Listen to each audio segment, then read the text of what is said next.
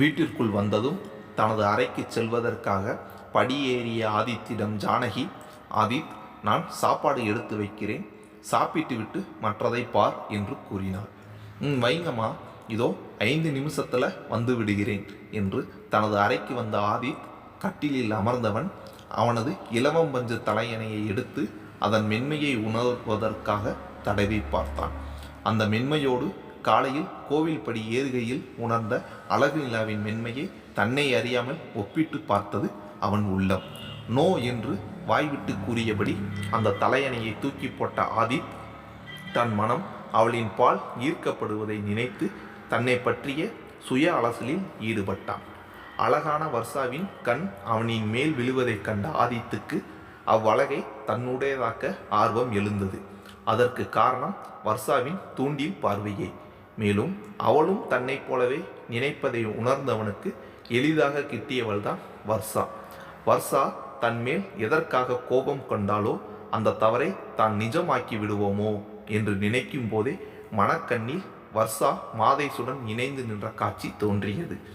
அவளை மாதேசுடன் ஒன்றாக பார்த்தவுடன் அவளை தூக்கி எறிவது அவனுக்கு எளிதாக இருந்ததை உணர்ந்தான். பின்பு அவனுக்கும் அதேபோல் இப்பொழுது அழகு நிலாவையும் தேடும் தன் மனம் அவளும் ஏதோ ஒரு வகையில் பொய்த்து போனாள் என்று நினைக்கும் போதே ஆத்திரம் பொங்கியது.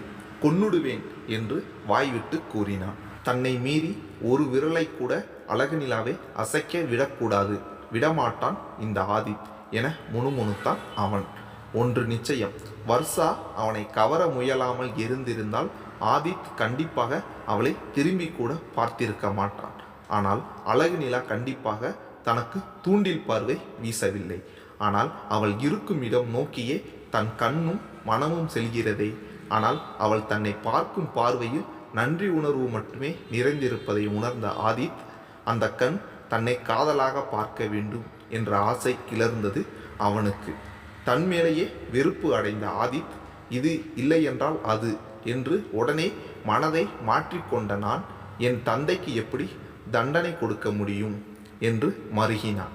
மேலும் கண்டபடி அவனது மனம் தரிகிடத்தோ போட்டு ஆடிக்கொண்டிருக்கையில் அவனது மொபைல் ஒளியில் அதை எடுத்து காதிற்கு கொடுத்து சொல்லுங்க அம்மா என்று கூறினான். உடனே ஜானகி, ஆதி, கீழே சாப்பிட வாப்பா, வேறு வேலையெல்லாம் பிறகு பார்த்து கொள்ளலாம் என்றதும் இதோ வந்துவிட்டேன் என்றவன் மொபைலை அணைத்து தம் முகத்தை நீர் அடித்து கழுவி டவலில் துடைத்தவன் கீழே இறங்கி வந்தான். அழகு நிலா இருக்கும் அறையை கடந்து செல்லும் போது உள்ளுக்குள் இருந்து அவள் பேசும் சத்தம் கேட்டதும் ஆதித், என்ன இவ சாப்பிட வராம யாருடன் பேசிக்கொண்டிருக்கிறாள் என்று தயங்கி நின்றவன் காதில் அழகு நிலா கூறிய, என்ன அண்ணே, 1 வருஷம் கழித்துதான் நான் கல்யாணம் செய்து கொள்வேன் என்பதற்கு சரி என்று சொன்னீங்க, இப்போ என்னடானா உடனே கல்யாணம் அப்படின்னு சொல்றீங்க என்ற அவளின் வார்த்தையில் முகம் ருத்ரதாண்டவமானது. வேகமாக அவள் இருந்த அறைக்குள் நுழைந்த ஆதி அழகு நிலாவின் முகத்தை ஆராய்ந்தபடி முன்னேறியவனுக்கு அவளின் பதட்டமான முகபாவனையை கண்டதும் அவளின் பதட்டத்தை எப்பாடுபட்டாவது குறைக்க வேண்டும் என எண்ணம் தோன்றியது. பின் அவள் தன் மொபைலில் கூறிய 1 வாரம் லீவ் எல்லாம் தரமாட்டாங்க, செவ்வாய்க்கிழமை வாங்க அண்ணா, நான் கிளம்பி இருக்கிறேன் என்று கூறியதை கேட்டதும் அவளின் பதட்டத்தால் சற்று குறைந்திருந்த அவனின் கோபம் திரும்ப மீண்டும் ரௌத்திரத்தை பூசிக்கொண்டது அவன் முகம். அழகு நிலாவிற்கு கோவில் படியில் தான் ஏறும்போது ஆதித்துடன் தன்னை முரளிதரன் பார்த்ததே நினைவில் எழுந்தது. அவளுக்கு முரளிதரனுடன் தனக்கு திருமணம் நின்று விடுவதை பற்றி கவலை இல்லை. ஆனால் அதற்காக அவன் தனது வீட்டில் கூறும் காரணம் அடுத்த ஆணின் அருகில் தான் நெருக்கமாக இருந்ததாக பார்த்ததாக அவன் தன் வீட்டில் கூறினால் அது தன் கிராமம் முழுவதும் பரவினால் நினைக்கும் போதே நெஞ்சம் பதறியது நிலாவிற்கு. அந்த நேரத்தில் அவளின் அருகில் கோபத்துடன் கேட்ட ஆதித்தின் குரலில் மேலும் கதிகலங்கி போனாள். தலையை பிடித்து உட்கார்ந்திருந்த அழகு நிலாவின் நாடியை தன் 2 விரலால் அழுத்தி பிடித்து நிமிர்த்தியவன் உட்கார்ந்திருந்தவளின் முகம் நோக்கி குனிந்து அவளின் முகத்தை கோபப்பார்வை பார்த்தபடி, தெரியும்டி எனக்கு, அதனால்தான் காலையிலேயே சொன்னேன், இந்த காலத்தில் யாரும் நன்றி விசுவாசத்துடன் இருக்க மாட்டார்கள் என்று. ஆனால் நான் ஒன்றும் ஏமாளி கிடையாது. என் கண் பார்வையை விட்டு ஒரு அடி எடுத்து வச்ச தொலைச்சிடுவேன் உன்னை என்று கர்ஜித்தான் அவன். அப்பொழுது நிலா, அழகு நிலா, என்ன பண்ற என்று கேட்டபடி வந்த ஜானகியின் குரலில் டக்கென்று அவளை விட்டவன் உட்கார்ந்திருந்த அவளை மறைத்து நின்றபடி, சாப்பாடு எடுத்து வச்சுட்டேன்னு சொன்னீங்களாமா, அதனால் இவளையும் கூட சாப்பிட கூப்பிட வந்தேன் என்று இயல்பாக ஜானகியிடம் கூறினான். அழகு நிலா படபடவென்று துடித்த இதயத்தை மூச்செடுத்து நிலைப்படுத்த பார்த்தபோதும் ஆதித்தின் தொலைச்சிடுவேன் உன்னை என்ற வார்த்தையும் அவனின் கோபமுகமும் பெரிதும் அவளை கலவரப்படுத்தியது. இயல்பாய் அவன் தன்னை தொட்டு பேசிய விதமும், கோவிலில் தன்னை அவன் தாங்கி நடந்தபோது பார்த்த முரளிதரனின் பார்வையால் தற்போதைய தன்னுடைய நிலைமையும் உணர்ந்தவளுக்கு ஆதித்தின் மேல் கோபம் வந்தது. மேலும் அவள் எங்கே என்று ஜானகி கேட்டதும் அவன் திரும்பி பார்த்தான். அவன் பார்வை சென்ற இடத்தை நோக்கிய ஜானகி ஆதித்தை கோபத்துடன் பார்த்து கொண்டிருந்த அழகு நிலாவை பார்த்து, என்ன நிலா என்ற ஜானகியின் குரலில் தன்னிலை அடைந்த அழகு நிலா நிமிர்ந்து ஜானகியின் முகம் பார்த்து, ஆண்டி, நான் கிளம்பணும், இப்பவே கிளம்புறேன். எனக்கு நீங்கள் செய்த உதவியை எப்போதும் நான் மறக்க மாட்டேன் என்று கூறுகையில் ஆதித்தின் முகம் பார்த்தே கூறினாள் அழகு நிலா. அவள் அவ்வாறு கூறியதும், ஏன் என்ற ஜானகியின் கேள்வியை மீறி, இப்போ ஒழுங்கா சாப்பிடவா, பிறகு போவதை பற்றி பேசலாம் என்ற ஆதித்தின் கோபமான வார்த்தையை ஜானகியின் குரலை மழுங்கடித்தது. ஆதித்தின் அதட்டலில் யோசனையுடன் அவனை பார்த்த ஜானகி, சொல்றத தன்மையாக சொல்லலாம்ல ஆதித், அவளை பார்த்தாலே ஓய்ந்து போய் தெரிகிறாள், இப்படி நீ மிரட்டினால் அவள் தாங்க மாட்டாள் என்றவள் அழகு நிலாவை கைப்பிடித்து எழுப்பியபடி, நீ போகலாம், ஆனால் அதற்கு முன் நீ சாப்பிட்டு விட்டு மாத்திரை மருந்து எடுத்தால்தான் உனக்கு தெம்பு வரும், நானும் நிம்மதியாக உன்னை அனுப்ப முடியும் என்று கூறிக்கொண்டே அவளின் கைப்பிடித்தபடியே சாப்பாடு மேசைக்கு கூட்டிச் சென்றாள் ஜானகி. ஏனோ இன்று காலையில் கோவிலில் இருந்து வரும் வரை பாதுகாப்பாக தெரிந்த ஆதித்தின் நிழல் இப்போது அவனது கோபத்தாலும் மொபைலில் அவள் தன்னுடைய வீட்டில் பேசிய பின் தன் குடும்பத்தாரின் முன் தன்னுடைய குற்றவாளி நிலையை உணர்ந்ததாலும் ஆதித்தின் மீது பயத்தை கொடுத்தது. தன் அம்மாவுடன் செல்லும் அழகு நிலாவை பார்த்தபடி பின்னால் சென்ற ஆதித்திற்கு அவளின் அரண்ட முகம் மனதை என்னவோ செய்தது. தன்னைத்தானே அவனின் செயலுக்கு கடிந்த ஆதித் அழகு நிலாவிடம் தான் இன்னும் தன் மனதை உணர்த்தாத இந்த நிலையில் அவளின் மேல் இவ்வாறு ஆளுமையை செலுத்தினால் அவளால் தாங்க முடியாது என்பதை உணர்ந்தான். ஆதித் அவளிடம் இனி உணர்ச்சி வசப்பட்டு இதுபோல் கோபத்தை காண்பிக்கக்கூடாது என முடிவெடுத்தான். இப்பொழுது அவள் இருக்கும் மனநிலைமையில் நான் அவளை விரும்புவதாக சொன்னால் ஒரேடியாக அவள் தன்னை தவிர்க்கவும் வாய்ப்புள்ளதை உணர்ந்தவன் இப்போதைக்கு அவளிடம் நட்பாக மட்டும் அணுக வேண்டும் என முடிவெடுத்தபடி டைனிங் டேபிளில் உட்கார்ந்து ஜானகி பரிமாற தட்டில் உள்ளதன் ருசி கூட உணராமலே சாப்பிட ஆரம்பித்தான். அழகு நிலாவிற்கு ஒரு வாய் உணவு கூட உள்ளே இறங்கவில்லை. சீக்கிரம் சாப்பிட்டு விட்டு அங்கிருந்து வெளியேற வேண்டும் என்ற உத்வேகத்தில் தட்டில் உள்ளதை இயந்திரத்தனமாக உள்ளே தள்ளி கொண்டு இருந்தார். இருவரின் முகத்தையும் ஆராய்ந்த வேலாயுதம் என்ன என்ற கேள்வியை கண்களாலேயே ஜானகியிடம் வைத்தார். அதற்கு அவளும் தெரியவில்லை என்று கூறியவள் ஆதித் கோபமாக உள்ளதாக சவுண்டு இல்லாமல் உதட்டசைவில் அவரிடம் கூறினார். கோவில் போகும்போது இருந்த கலகலப்பான சூழல் சாப்பாடு மேசையின் முன் மாறி அமைந்து விட்டதை கவனித்த வேலாயுதம் அழகு நிலாவிடம் பேச்சை வளர்க்கும் விதமாக, அழகு நிலா, உனக்கு ஆக்சிடென்ட் ஆன விஷயத்தை உன் வீட்டில் சொல்லாமல் மறைப்பது நல்லது இல்லம்மா. உன்னை திரும்ப சென்னைக்கு வேலைக்கு அனுப்ப மாட்டார்கள் என்று பயந்து நீ சொல்லாததாக ஜானகி சொன்னாள். ஆனால் இப்படி மறைத்தது அவங்களுக்கு தெரிந்தால் உன்மேல் நம்பிக்கை வைத்து அவங்க உன்னை வேலைக்கு அனுப்பியிருப்பதே தவறாக நினைக்க வாய்ப்பு இருக்கு. அதனால் இனிமேல் எதுவென்றாலும் உன் வீட்டில் பேசி புரிய வச்சுக்கோ, மறைப்பது நல்லதல்ல என்றார். ஏற்கனவே குற்ற உணர்ச்சியில் இருந்த அழகு நிலாவிற்கு அவரின் வார்த்தைகள் மேலும் குற்றவாளி ஆக்கியது அவளை. நீங்கள் சொல்கிறது ரொம்ப சரி அங்கிள், அதனால்தான் நான் இப்போ உடனே புறப்படணும் என்ற முடிவுக்கு வந்தேன். சாப்பிட்டு விட்டு நான் என் ஹாஸ்டலுக்கு போய் ஊருக்கு போவதற்கு எல்லாம் எடுத்து வைக்க போகிறேன். நாளைக்கே எனக்கு லீவு கேட்டு ஊருக்கு போய் எல்லாத்தையும் அண்ணனிடம் சொல்லிவிடப் போகிறேன் என்றாள். பாவம், அவளால் அவள் எடுத்த முடிவை செயல்படுத்த முடியாதபடி விதியின் கையில் அவள் வாழ்க்கை பயணிக்கப் போவதை அவள் அறியவில்லை. மாதேஷ் மற்றும் நரேனும் தீவிர ஆராய்ச்சியில் இருந்தனர். நரேன் கூறினான், டேய், உன் அப்பாவிடம் சொல்லி அந்த ஆதித்தை கொஞ்சம் அடக்கி வைக்க சொல்லலாம் இல்லையா? நான் கூட முதலில் அவன் யாரோ பெரிய கொம்பன் என்று பயந்து போய் இருந்தேன். இப்போதானே தெரியுது அவன் உன் அப்பாவின் என்று மேலே சொல்ல போகிய மாதேஷ் அவனை கொஞ்சம் நிறுத்துறியா? இதுக்கு மேலே பேசின ஃப்ரெண்டுன்னு கூட பார்க்க மாட்டேன், அடித்து பல்ல கழட்டிடுவேன் என்றான். நீ அன்னைக்கு ஜானகி பில்டர்ஸ் எம்டி ஆதித்தராஜன் சொன்னதுமே இந்த எருமைதான்னு நான் கண்டுபிடிச்சிட்டேன். ஆனால் நீ நினைக்கிற மாதிரி பிரச்சனை இப்போ சிறுசாகலை. அவனுக்கு மட்டும் அந்த மொபைலில் இருக்கிற வீடியோஸில் நான் அப்படி இருக்கிறது தெரிந்தால் உடனே ஆப்பு தான் என்றான்.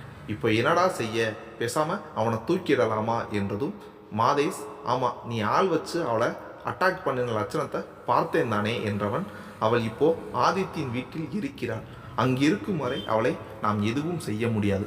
முதலில் அங்கிருந்து அவளை கிளப்பணும் என்றவன், அவளை வெளியில் கொண்டு வர ஒரு வழி செய்கிறேன் என்றவன் வசந்திற்கு ஃபோன் பண்ணினான்.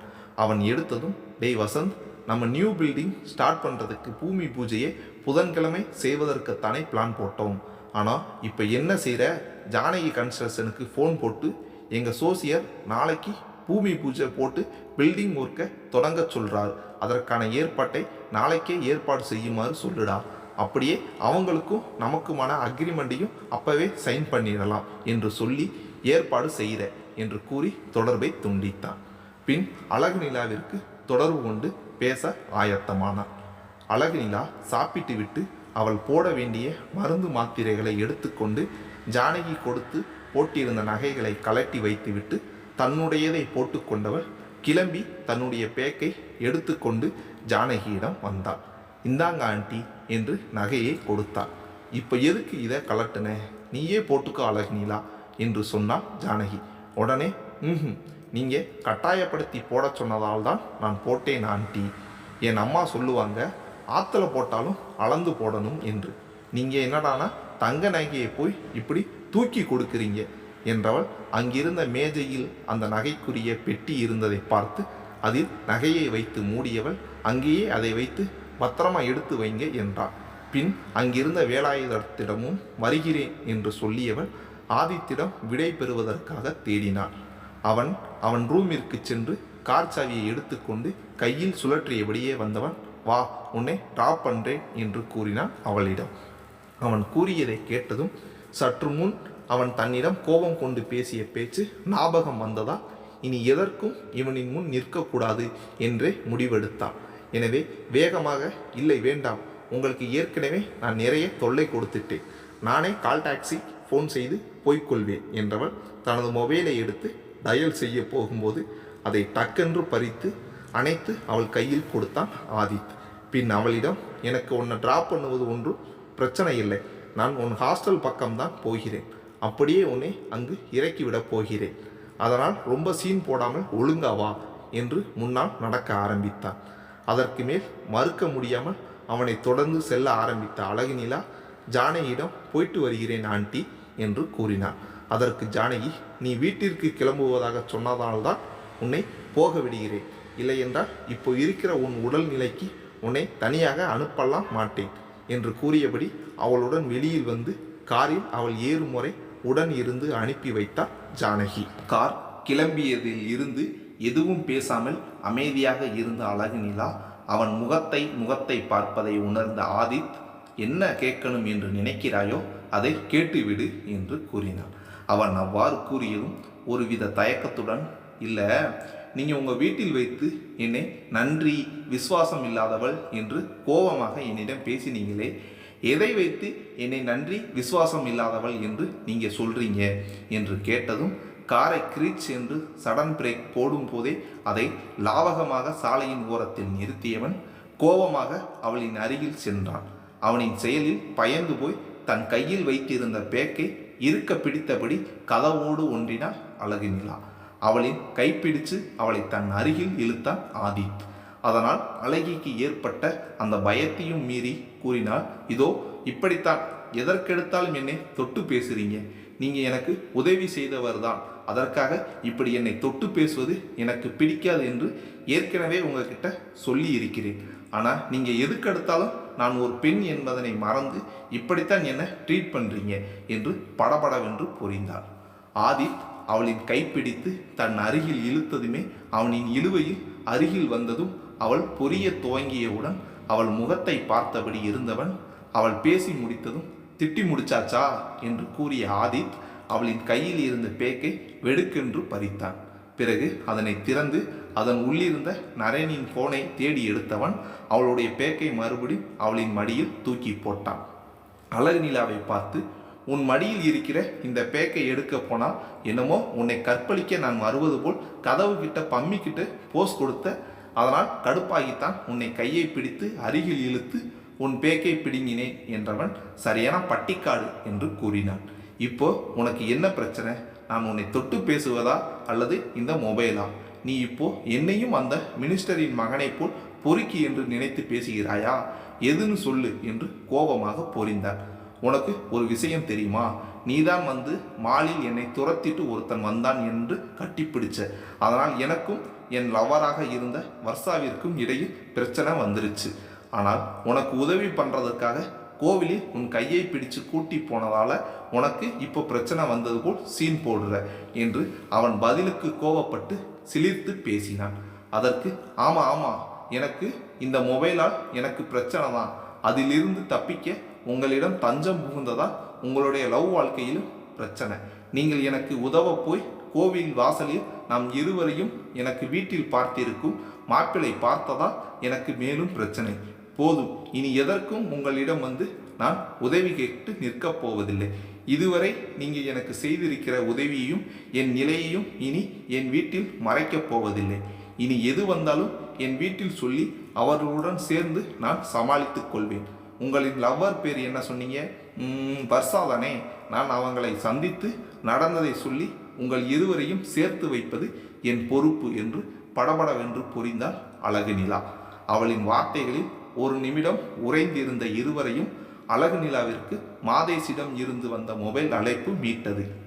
அழகு நிலா அதனை எடுத்து காதில் கொடுத்ததும், மிஸ் அழகு நிலா என்று மாதேஷின் குரலில் நான் தான், நீங்க என்றதும், ஐ ஆம் யுவர் பாஸ் மாதேஷ் என்று கூறினான். உடனே விரைப்பாக அமர்ந்தபடி, சொல்லுங்க பாஸ், எனக்கு சின்னதாக அடிபட்டு இருப்பதால் நான் இன்னைக்கு லீவில் இருக்கிறேன்.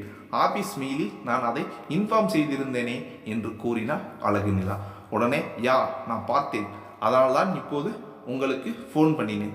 லேசான காயம் என்று தானே நீங்கள் மென்ஷன் பண்ணியிருக்கிறீங்க. ஸோ நாளைக்கு கட்டாயம் நீங்கள் ஆஃபீஸுக்கு காலை 1 hour முன்னாடியே வந்திருக்கணும். நம்ம புது பில்டிங் கான்ட்ராக்டு நாளை பூமி பூஜையின் போது ஜானகி கன்ஸ்ட்ரக்ஷனுடன் அக்ரிமெண்ட் சைன் ஆக போகுது.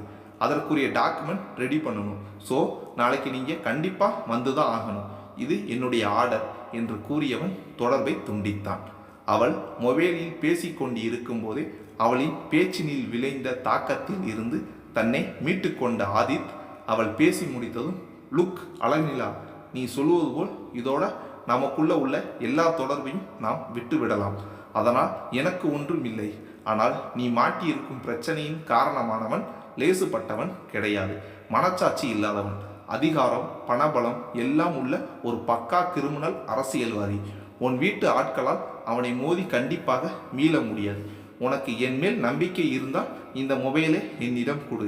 ஐ திங்க் அன்னைக்கு உனக்கு நடந்த அந்த வீடியோ இதில் இருப்பதற்காக மட்டும் இதனை இவ்வளவு தீவிரமாக உன்னிடம் கேட்டு அந்த மினிஸ்டரின் மகன் தொந்தரவு செய்யவில்லை என்றும் இதில் அவனின் ரகசியம் ஏதோ ஒன்று மாட்டி இருக்கும் என நான் நினைக்கிறேன். நான் மட்டும்தான் இப்போ உனக்கு உதவ முடியும் என்று கூறியவன், யோசித்து உன் பதிலை சொல்லு என்று அவளிடம் அந்த மொபைலை திரும்ப கொடுத்து காரை அவளது ஹாஸ்டலை நோக்கி விரட்டி அதன் முன் நிறுத்தினான். நீ இறங்கலாம் என்று அவன் கூறியதும் அவள் கையில் இருந்த அந்த மொபைலை பாவமாக முகத்தை வைத்தபடி அவனிடம் நீட்டினாள் அழகு நிலா. அவன் அதை வாங்காமல் என்ன என்று தனது ஒற்றை புருவம் உயர்த்தி கேள்வி எழுப்பினான். உங்க மேல் எனக்கு நம்பிக்கை இருக்கு. உங்களை தொந்தரவு செய்கிறது தப்பு தான். இருந்தாலும் ப்ளீஸ், நான் கோபமாக உங்களிடம் பேசியதால் இப்போ நீங்கள் எனக்கு ஹெல்ப் பண்ண முடியாதுன்னு சொல்லிடாதீங்க என்று பாவம் போல் கூறினான். அவளது குழந்தைத்தனமான செய்கையை மனதிற்குள் ரசித்தாலும் முகத்தை உர்ரென்று வைத்து கொண்டு அவள் நீட்டிக்கொண்டிருந்த அந்த மொபைலை டக்கென்று பிடுங்கி, ஹெல்ப் பண்ணி தொலைக்கிறேன், என் அம்மாவின் பிரியமானவளாக ஆகி தொலைச்சிட்ட என்று வார்த்தைகளை போட்டவன், என்ன இன்னும் உட்கார்ந்துகிட்டே இருக்கிற, காரை விட்டு இறங்கு என்று சத்தமிட்டான். அவனின் வார்த்தையை கேட்டதும் இதோ இறங்கி விட்டேன் என்றவள் டோரை திறந்து இறங்கிய மறுநொடி விற்றென்று ஆதித்தின் கார் பறந்து சென்றது. ஆதித் அவனது கம்பெனியின் சாஃப்ட்வேர் அனைத்தையும் கவனித்து கொள்ளும் நண்பனான ஜேம்ஸை அழகு நிலாவை இறக்கி விட்டதுமே போய் பார்த்தான். ஆதித் அவனின் உதவியுடன் நரேனின் மொபைலில் இருந்த அழகு நிலாவிற்கு தொல்லை கொடுத்த அந்த வீடியோ பதிவை நீக்கச் சொன்னதும் நீண்ட போராட்டத்திற்கு பிறகு அதை ஓப்பன் செய்து அதில் இருந்த வீடியோ பதிவை பார்த்த இருவரும் ராஸ்கல்ஸ் எதையெல்லாம் ரெக்கார்டு பண்ணியிருக்காங்க என்று கோபம் ஏற்பட்டது. மேலும் நடிகையுடையான போட்டோஸில் மாதேஷும் இணைந்து இருப்பதையும் மேலும் நரேனுடன் மாதேஷும் இருந்த போட்டோஸ் பார்த்ததும் ஆதித்தின் பூர்வம் யோசனையில் நெறிந்தது. காலை எழுந்த பின்புமே இன்று மேற்கொள்ள போகும் புதிய ஒப்பந்தத்திற்கு கிளம்பியவன் மனம் யோசனையிலேயே இருந்தது. ஏனெனில் புதிய கான்ட்ராக்ட் ஒப்பந்தம் செய்வது குறித்து டீட்டெயில்ஸ் கலெக்ட் செய்யும் போதுதான் ஆதித்துக்கு அந்த வசந்த் சாஃப்ட்வேர் கம்பெனியில் மாதேஷும் பார்ட்னர் என்று தெரிந்து கொண்டான். மேலும் அதில் தான் அழகு நிலா வேலை பார்க்கிறாள் என்பதை ஹாஸ்பிட்டலில் வைத்து ரமேஷுடன் பேசும்போது ஆதித் தெரிந்து கொண்டான். இந்த நிலையில் நரேனின் மொபைலில் இருந்த மாதேஷின் போட்டோஸ் அழகு நிலா ஆபத்தின் கூடாரத்திலேயே வேலை செய்வதாக பட்டது. மேலும் தான் அவர்களின் ஒப்பந்தத்தில் கையெழுத்திடும் போது கூடுதல் கவனமுடன் இருக்க வேண்டும் என்ற எண்ணத்தையும் கொடுத்தது. மேலும் அவர்கள் அழகு நிலாவை அந்த மொபைலில் உள்ள ரெக்கார்டு மூலம் பிளாக்மெயில் செய்ய முடியாது. ஏனெனில் அந்த பதிவு அடங்கிய அந்த போனின் மெமரி கார்டையே உடைத்து போட்டாகிவிட்டது. மேலும் அதில் இருந்த மினிஸ்டர் மற்றும் நரேன் மாதேஷுக்கு எதிரான ரெக்கார்டுகளை தானும் தன் போனில் காப்பி செய்து கொண்டதால் அவர்களின் குடுமி தன்னிடம் வசமாக மாட்டியிருப்பதை உணர்ந்து கொண்டான் ஆதித்.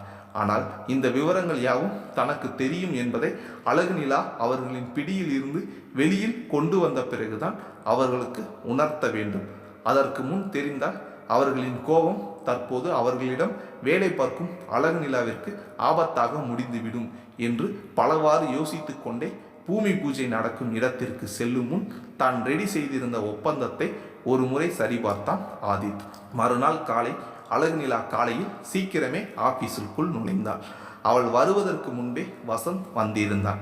அவள் வந்ததும் குட் மார்னிங் சார் என்றதும் அவளை ஏறிட்டு பார்த்தவன், வந்தாச்சா, இந்தாங்க இந்த ஃபைலை எடுத்துக்கோங்க என்றவன், இன்னும் கால் பண்ணவரில் இதில் இருக்கிற டீட்டெயில்ஸ் எல்லாம் நோட் பண்ணிட்டு ரெடியாக இருங்க, நாம் எல்லோரும் நம் நியூ பில்டிங் சைட்டுக்கு போகணும் என்று சொல்லியவன் பிஸியாக மொபைலில் பேசியபடியே வெளியில் சென்றான். அரை மணி நேரத்திற்குள் வசந்துடன் மாதேஷும் அங்கே வந்தனர்.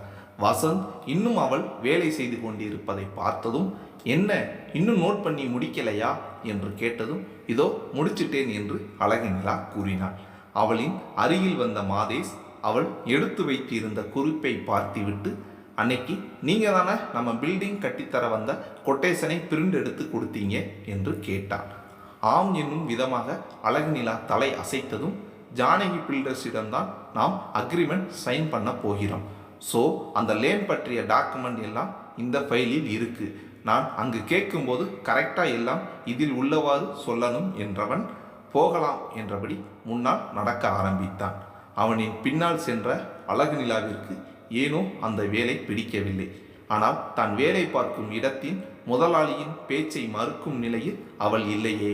எனவே மனதிற்குள் சாஃப்ட்வேர் ஆன எனக்கு பிஏ வேலை பார்க்கும் நிலை வந்துவிட்டதே என்று நொந்தபடி வாசலுக்கு சென்றாள். அப்பொழுது அவளின் முன் வந்த ரமேஷ் அவளை பார்த்ததும், அழகு நிலா, இன்னைக்கே நீங்கள் எதுக்கு வந்தீங்க? தலையில் இருந்த காயம் எப்படி இருக்கு? இன்னும் உங்கள் கேப் வரலையே, எப்படி வந்தீங்க என்று பேச்சு கொடுத்தான். முன்னால் போய் கொண்டிருந்த மாதேஷ் நின்று அவர்கள் இருவரையும் பார்ப்பதை அறிந்த அழகு நிலா, பாஸ் என்னை வேகமாக வர சொன்னதால் வந்துட்டேன். நியூ பில்டிங் கட்டப்போகிற சைட்டுக்கு போவதற்கு கிளம்பி கொண்டிருக்கிறேன் என்றாள். அவள் அவ்வாறு கூறியதும், ஹே, நீங்களும் அங்கே தான் போறீங்களா? என் கூட வாங்களேன் என்றவன் அவள் அரண்ட முகத்தை பார்த்ததும், பைக்கில் இல்லைப்பா, என் வீட்டில் உள்ள மாருதி காரை எடுத்துட்டு வந்திருக்கிறேன், பயப்படாம வாங்க என்று கூறினான் அவளிடம். அப்பொழுது அவனின் பின்னால் இருந்து மாதேஷ், அவங்க எனக்குத்தான் பிஏ, உங்கள் கூட அவங்கள கூப்பிட்டு போனால் எனக்கு யார் பிஏ வேலை பார்ப்பது என்று கேட்ட மாதேஷின் குரலில் அதிர்ந்து திரும்பி பார்த்தவன், சாரி சார், நான் அவங்க தனியாக போகிறாங்கன்னு நினைத்து கேட்டுட்டேன், நீங்கள் போங்க அழகு நிலா, நான் பின்னால் வருகிறேன் என்று சொல்லியவன் விழுந்தடித்து கொண்டு உள்ளே உள்ள அட்டண்டன்ஸ் மிஷினில் தன் விரலை பதிப்பதற்கு விரைந்தான்.